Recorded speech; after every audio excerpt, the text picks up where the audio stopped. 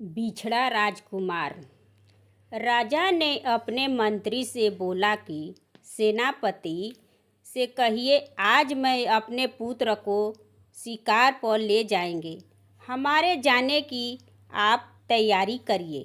तब मंत्री ने बोला कि महाराज, अभी राजकुमार जी बहुत छोटे हैं, वे शिकार पर जाने के लिए तैयार नहीं है और उन्हें शिकार पर ले जाना भी उचित नहीं रहेगा।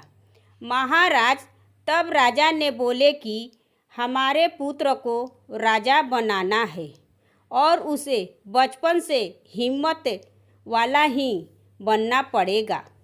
मंत्री ने अपने सेनापति से कहकर राजा की राजसवारी तैयार करा देते और राजा उस सवारी पर चढ़कर शिकार के लिए निकल जाते हैं।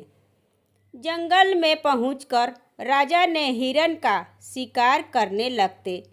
तभी उनका पुत्र को सुंदर सुंदर फूल दिखाई दिया। राजा के पुत्र उस फूल को देखकर जंगल की तरफ चला गया। देखते ही देखते राजा के पुत्र कुछ दूर निकल गया। तभी एक शेर ने झपटा मारकर राजा के बेटा को कुछ दूर ले जाता है।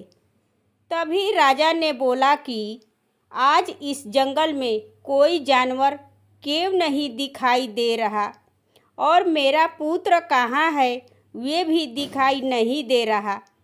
तभी सभी लोगों ने राजकुमार को उसी जंगल में ढूंढने लगता है और ढूंढते ढूंढते काफ़ी रात हो जाती है, लेकिन फिर भी राजकुमार को कुछ भी अता पता नहीं चलता है। तब राजा ने अपने मंत्री के साथ अपने महल में आए और रानी से बोले कि मेरा राजकुमार नहीं मिला। राजा की बात को सुनकर रानी ने रोने लगी और राजा से बोली कि अभी आपको राजकुमार को ले जाने की क्या ज़रूरत थी? अभी मेरा राजकुमार तो बहुत छोटा है।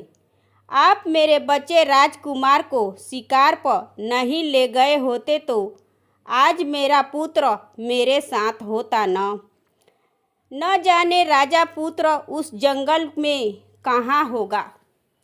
तब राजा ने बोले कि महारानी, आप रोइए मत, मैं अपने पुत्र राजकुमार को जरूर ढूंढ कर लाऊंगा। तभी उस जंगल का राजा शेर ने एक हिरण को देखा तो बोला कि आज तो इस जंगल में शिकारी खुद ही मेरे पास ही आ रहा है। पहले इस हिरण को मैं अपना शिकार बनाऊंगा, क्योंकि ये बच्चा तो बहुत ही छोटा है, इसको खाने से मेरा पेट नहीं भरेगा और हिरण तो बहुत बड़ा है। अगर मैं हिरण को शिकार करता हूँ तो मेरा पेट भर जाता है। फिर शेर ने उस हिरण का शिकार करने चला जाता है। हिरण ने शेर को देख लिया कि वे शेर मेरे तरफ ही आ रहा है। तब हिरण ने जल्दी से वहाँ से भाग निकला। तब शेर ने बोला कि अरे, ये हिरण तो बहुत तेज भाग रहा है, मुझे तो इसे पकड़ना होगा। तभी राजकुमार ने उस जंगल में अकेला हो जाता है और वहाँ से चलकर एक नदी के पास पहुँच गया। तभी वहाँ पर एक मछुआरा था।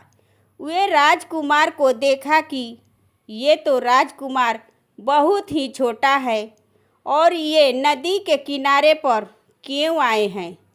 तब मछुआरा राजकुमार से पूछा तो राजकुमार ने कुछ भी नहीं बताया। मछुआरा राजकुमार को अपनी अंगुली पकड़कर अपने साथ ले आया। तब मछुआरा की पत्नी ने बोली, आप इस बच्चे को अपने घर क्यों लाए और ये किसका बच्चा है? ये बच्चा तो लग रहा है कि किसी अमीर घराने से है। देखिए, इसके हाथ में बहुत ही कीमती सोने का कंगन है, कहीं हम किसी मुसीबत में तो न पड़ जाए। तब मछुआरा बोला, ये बच्चा मुझे जंगल में नदी के पास बैठा था जहाँ हम रोज़ मछलियाँ पकड़ते थे। इसे अपने घर के बारे में कुछ भी नहीं पता है, तो मैं इसे अकेला जंगल में कैसे छोड़ देते। कुछ साल बीत गया, राजकुमार बड़ा हो गया। एक दिन मछुआरा की पत्नी की तबीयत खराब हो गई। मछुआरे के पास पैसा नहीं था। मछुआरा ने अपने दोस्त के पास पैसा लेने के लिए गया, लेकिन दोस्त ने भी पैसा देने से मना कर दिया। फिर मछुआरा वहाँ से निराश होकर घर आया और बोला कि अब तो बस एक ही रास्ता बचा है, राजकुमार की बचपन की सोने की कंगन, उसी को बेच दूंगा। मछुआरा ने उस कंगन को बेचने के लिए जा रहा था। तभी रास्ते में दो चोर खड़ा था। चोर ने बोला कि सुनो, तुम्हारे पास जो कुछ भी है वे निकाल कर मुझे दे दो, नहीं तो तुमको जान से हाथ धोना पड़ेगा। मछुआरा ने बोला कि भाई, मेरे पास कुछ भी नहीं है, तुम लोग ऐसा मत करो, मुझे जाने दो। मेरी पत्नी बीमार है और मुझे उसका इलाज कराना है। चोर ने मछुआरे की थैले को छीन लिया।